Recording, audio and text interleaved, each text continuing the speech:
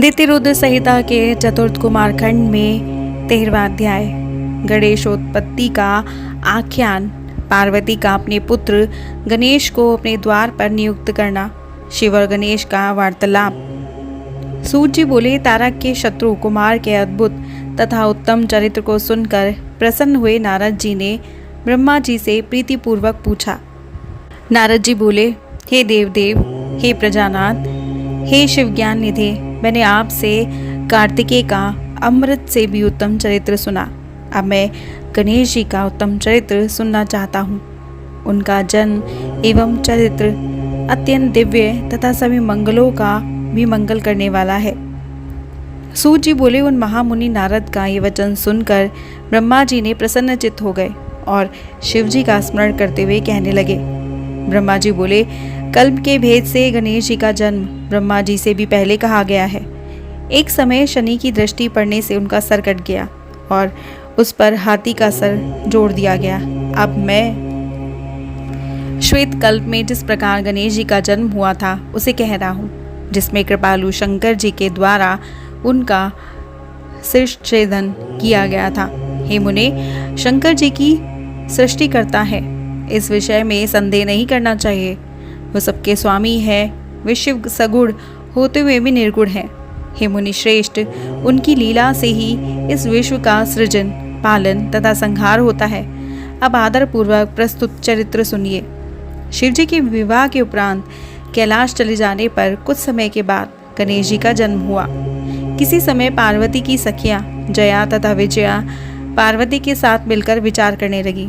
शिव जी की आज्ञा में रहने वाले नंदी, भृंगी आदि अनेक और असंख्य प्रमथ गण हैं। यद्यपि वे हमारे भी गण हैं, फिर भी शंकर की आज्ञा का पालन करने वाले वे सभी द्वार पर स्थित रहते हैं। स्वतंत्र रूप से हमारा कोई भी गण नहीं है। यद्यपि वे सब हमारे भी हैं, किंतु हमारा मन उनसे नहीं मिलता है। इसलिए हे अनेक, हमारा भी कोई स्वतंत्र गढ़ होना चाहिए। अतः आप एक ऐसे गढ़ की रचना कीजिए। ब्रह्मा जी बोले, जब सखियों ने ये उत्तम वचन पार्वती से कहा तब उन्होंने उनमें अपना हित मान लिया और वो वैसा करने का प्रयत्न करने लगी। इसके बाद किसी समय जब पार्वती जी स्नान कर रही थी, उसी समय द्वार पर बैठे नंदी जी को डांट कर शंकर जी भीतर चले आए। शिव जी को ऐसे समय में आता हुआ देखकर स्नान करती हुए सुंदरी जगदम्बा लज्जित होकर उठ गई। उस समय अत्यंत कौतुक से युक्त पार्वती को सखियों के द्वारा कहा गया वो वचन अत्यंत हितकारी तथा सुखदायक प्रतीत हुआ। इसके बाद कुछ समय बीतने पर परमाया परमेश्वरी पार्वती ने मन में विचार किया कि मेरा भी कोई ऐसा सेवक होना चाहिए जो श्रेष्ठ हो तथा योग्य हो और मेरी आज्ञा के बिना रेखा मात्र भी इधर से उधर विचलित ना हो।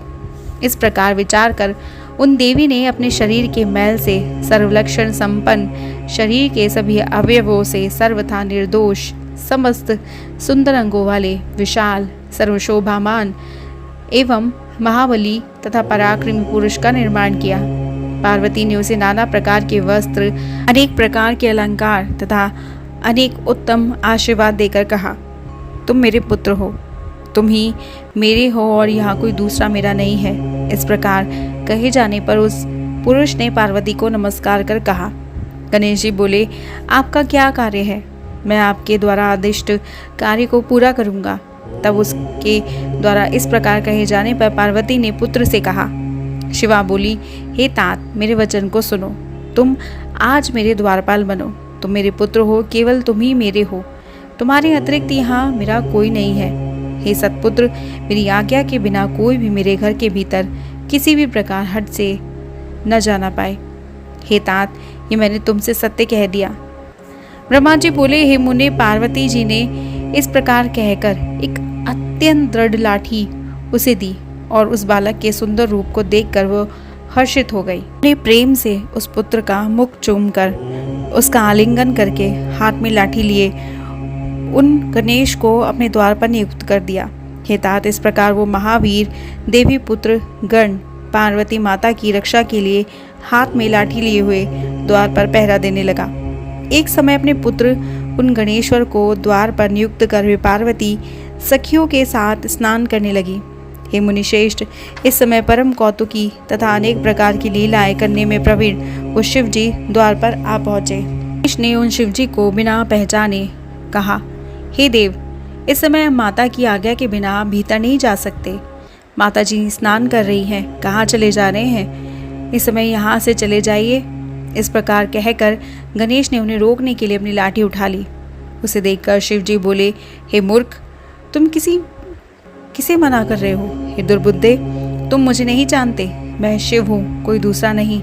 इस पर गणेश ने लाठी से शिव जी पर प्रहार किया।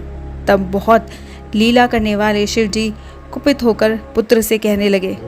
शिव जी बोले, हे बालक, तुम मूर्ख हो, तुम मुझे नहीं जानते हो, मैं पार्वती का पति शिव हूँ। हे बालक, मैं तो अपने घर ही जा रहा हूँ, तुम मुझे मना क्यों करते हो? ब्रह्मा जी बोले, हे विप्र, ऐसा कह घर में प्रवेश करते हुए उन शंकर जी पर गणनायक गणेश ने क्रोध करते हुए पुनः डंडे से प्रहार किया। तब अत्यंत कुपित हुए शिव जी ने अपने गणों को आज्ञा दी, हे गणों, देखो ये कौन है और यहाँ क्या कर रहा है? ऐसा कहकर लोकाचार में तत्पर रहने वाले तथा अनेक अद्भुत लीलाएं करने वाले शिव जी महाक्रोध में भरकर घर के बाहर ही स्थित रहे।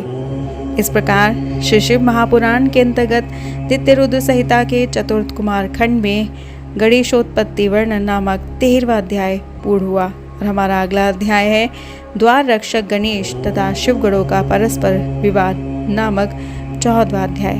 और इसे जानने के लिए सब्सक्राइब कीजिएगा हमारे YouTube channel Voice of Tales को। हमारी वीडियो को लाइक शेयर सब्सक्राइब करना मत भूलिएगा। हर हर महादेव।